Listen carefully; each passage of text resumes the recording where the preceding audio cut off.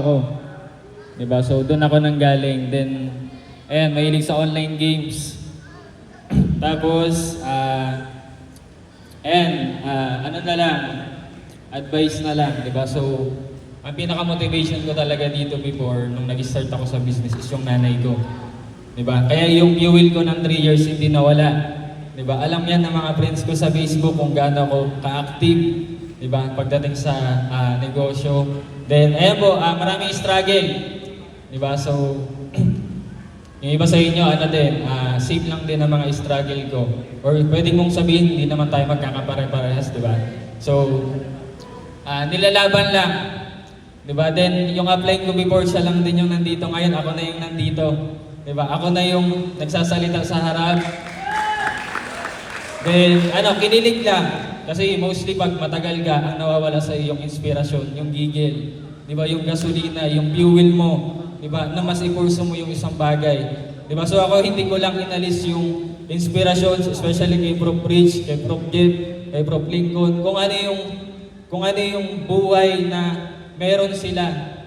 Kahit abutin ako ng 5 years, 10 years dito, kung ganun yung magiging buhay ko na tinitingala ko, hahataw at hahatawin ko to. Diba? So, dami din discouragement, lalo pagdating sa, papauwiin ako ganyan. So, may mga ganyan din akong, status. Pero, minsan sa likod ng mga yun, once na ikaw, pinurso mo siya lalo, hindi mo alam yung mga challenges na yun, meron pala dun kaakibat na blessing. Diba? So, yung mga challenges na yon, yung mga struggle na yun na naririnig ko doon na ganito, ganyan. So, yun yung naging way ko. Diba? Nasabi ko, ako yung umalis na walang-wala, hindi ako papayag na ako yung babalik na walang-wala pa din. So, yun lang yung pinanghawakan ko. So, mga bro, 3 years may...